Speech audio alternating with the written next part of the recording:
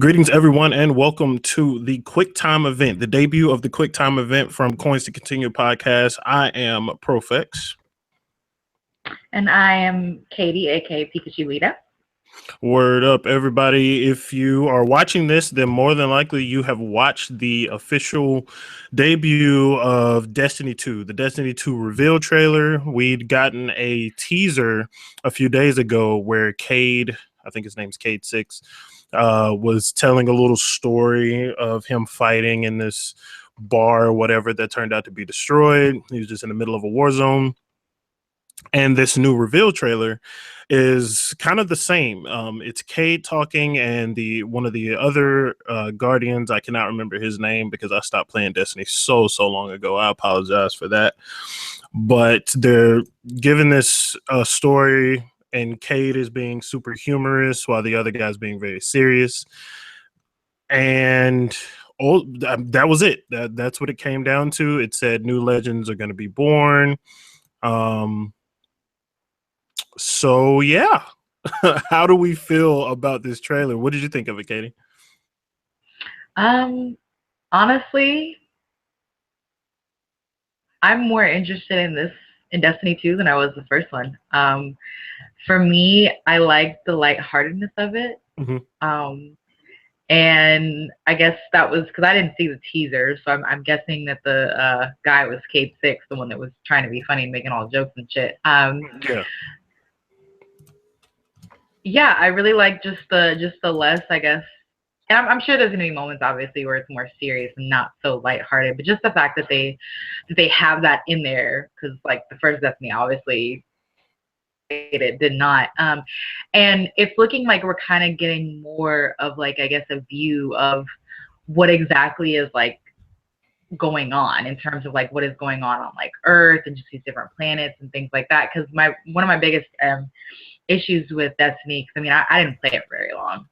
I stopped playing it after the first few months that it released. I got it on release day, but no anything. It was just like, we're gonna drop you here, and this is how Earth looks. We're not gonna tell you how it happened or how it got this way. We're not gonna tell you like this backstory on how all this shit came to fruition. But it's like now we're gonna kind of get a better look into kind of the inner workings of things and how, I guess, these enemies are like affecting people in different communities and stuff. I can definitely see where you're coming from with all of that. I felt like, see, you didn't see the teaser, so I feel like the transition from the teaser to this trailer was largely unnecessary because they're very similar.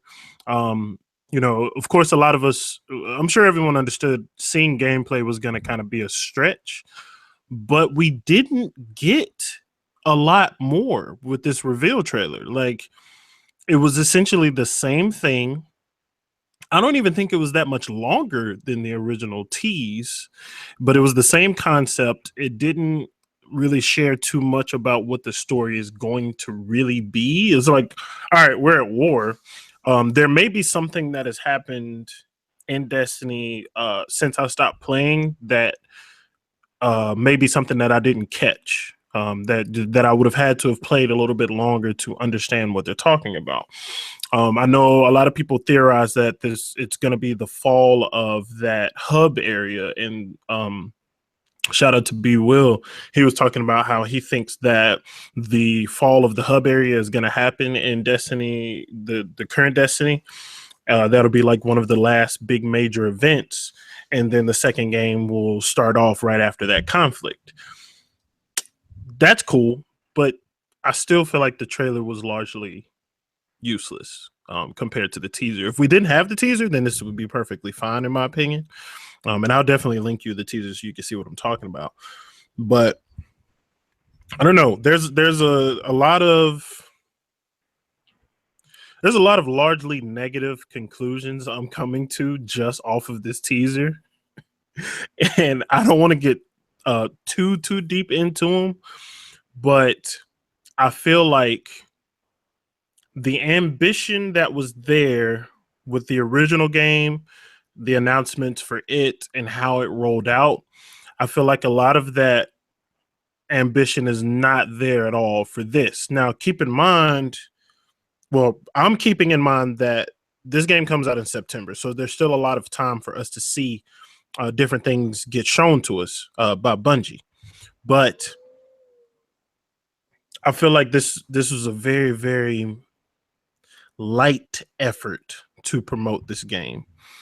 And I'm wondering if they're going to be dialing back a lot of the more original things that Destiny presented as a connected shooter or whatever, a lot of the MMO elements and stuff like that. I'm worried that they're going to go backwards and not have a lot of that stuff in this new one and kind of have more of a generic shooter.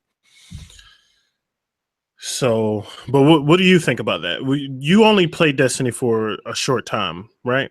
Is what you said? Yeah. Yeah. Mm-hmm. Are you expecting it to be, you know, the same thing that you experienced? Do you want it to be a more ambitious thing like Division was, or are you okay with just like another like Halo type shooter? Well, I can definitely see what you're saying about you worrying that they're gonna kind of dial it back. I can, and I even seeing that, because I mean, again, I didn't see the teaser, but I can definitely see where you're coming from with the whole, I guess, trying is hard, I guess, with this new trailer. And that may come from, I think you may have said that, but that may come from them, I guess, not trying to show too much too soon, because I agree that them showing gameplay was pretty much a long shot. I don't think we're probably going to get any of that to like E3. So maybe they were just trying to like give us only a little bit for a specific reason to kind of like build up curiosity and anticipation. Not quite sure. But I can definitely see where you think that they're not trying to like, I guess, go as hard. And then maybe because they may not be trying to pull in new like people that didn't touch the first Destiny. They may just be trying to more so focus on keeping the, you know, avid Destiny players, or even the people that had it for a little bit but then dropped it. Because I know that the same thing that I kind of did, kind of fell off of it after a little while. A lot of people picked it up when they released like the first DLC, which feels like it took them forever to do it. But also when they announced that, you know, the Destiny 1 progress was going to carry over to Destiny 2, that left a bad taste in a lot of people's mouths. Right. So I feel like they may just be trying to, I guess, pull back in those people they may have lost through all that. But I can also see what you're saying with, you know, them kind of, I guess, going away from focusing on the more MMO aspects of the game and trying to kind of more do like a standard shooter. I would hope not, because honestly, one of the things that I liked about Destiny was the fact that it was an MMO. Because I mean, obviously we have games like Final Fantasy 14 and stuff like that that I played the beta for, I believe, but I did not actually get into the full game because I just didn't have time for it. Because games like Final Fantasy 14, there's such a where you can just get lost in it, and it really requires a lot of work and effort. Whereas Destiny, it was an MMO, but it didn't go into the amount of depth that Final Fantasy 14 did.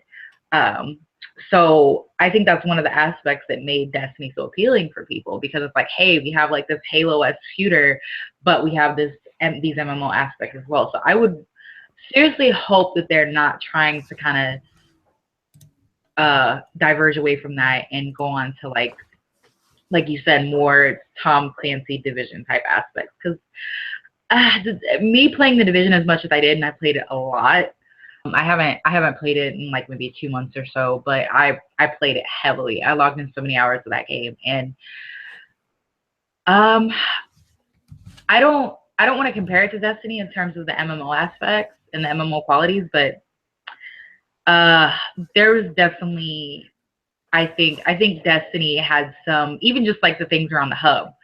and just like the dancing and shit like that. I do feel like there were parts of that Destiny executed a lot more successfully than the Division did. So I would hope that they're not trying to split off from that, because I feel like that's part of the reason why Destiny was so appealing to everyone. So True that. For all the people that are listening, thank you for tuning in. Keep in mind that we don't have any additional gameplay details for Destiny 2. This conversation is just, purely our thoughts, ideas, expectations, hopes. Be sure, if you are listening, hit the live chat. We'll read your stuff off on the show.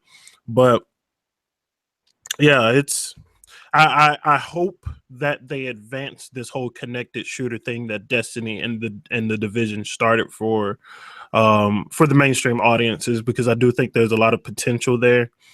It was fun while I played it with friends. It wasn't rewarding for a long enough period of time, which is what kind of took away from it. The PvP aspect I absolutely loved. Even early on, when it wasn't as rewarding, and as balanced, I enjoyed it and I continued to play it for a while. But when my friends kind of dropped off of it, I dropped off of it, jumped back into it for the Taken King expansion, which was the third, if I'm not mistaken. And we had a much better experience on the PvE aspect. So going through the story was much more entertaining. I hope that Destiny 2 does find a balance where the story is entertaining and fulfilling and makes sense, and the PvP is rewarding, and they make it where they reward the people that have been playing it for a long amount of time. Make it where there are skins or something, or even weapons that if you weren't playing it from the beginning, there are going to be things that you missed out on. Because if you want people to invest in something for a long period of time, MMORPGs understand this. There are, like, you can take Final Fantasy, World of Warcraft, you can take those accounts, even MOBAs like League of Legends, you can take those accounts and sell them, because there's things that those accounts have, because they've been around for so long, that new players can't get, that they're willing to go and pay for that stuff. I think Destiny, Bungie needs to find a way to bring that type of excitement to their game. Now, I'm not saying that they should present it in a way where people can sell their accounts, because that would be largely confusing with Xbox One and PlayStation Network. It is coming to PC now, which is a big deal, but that'd be confusing. But make it where people feel like they're invested in something that's going to last for a long time. They already stumbled with that because the stuff with Destiny 1's not transferring to Destiny 2. So they made that mistake now. I'm hoping that Destiny 2 provides them with a better platform, a better foundation to do that from here on, starting September 8th. So do you think that you do you still play Division now? I can't really say that I play it now, because again, I haven't played it in about 2 months. Yeah, I think I played it like at like the very beginning of February / end of January, maybe. And I was honestly, as of recently, thinking about going ahead and trading it in, just because I don't know if they're gonna. I think they're supposed to be bringing some stuff in for season 2, but the crew that I used to kind of roll with, long story short, it's the crew is kind of fractured, I guess, due to one specific event that we won't discuss. But yeah, so I don't think I'm probably going to be playing it much anymore, which is the reason why I ultimately passed on buying Ghost Recon Wildlands. So yeah. Gotcha. Yeah, but you might be able to develop a new crew, and Destiny could kind of fill that, consistent shooter void for you in the future. Oh yeah, no doubt. I mean, I have a good amount of my friends who, including the person that I rolled with in Division, and then I roll with in Overwatch now, he still plays Destiny. And I have a lot of people in my friends that were on Destiny really heavy, and part of them still are. So I have no doubt that I'd be able to have people play with, because Destiny is one of those games that playing with people that you know that you are friends with makes the experience 10 times more fun. That's how the Division was. So word up. Well, anything else you want to add about Destiny 2? I will say that I'm actually shocked that the release date is so soon.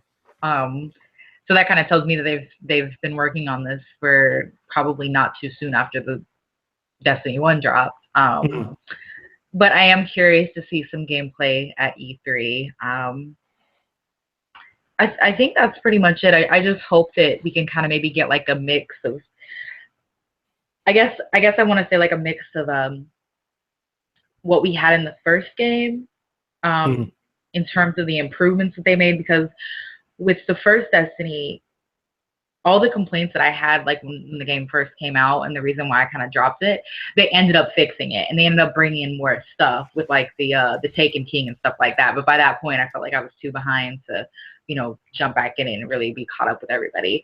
Right. So I hope that they can kind of mesh the things that they brought later on after its release with this more, I guess, lighthearted tone, and kind of more of a more information on like the story and the plot, and I guess like more like character NPC interactions with characters and stuff, and hopefully better character customization.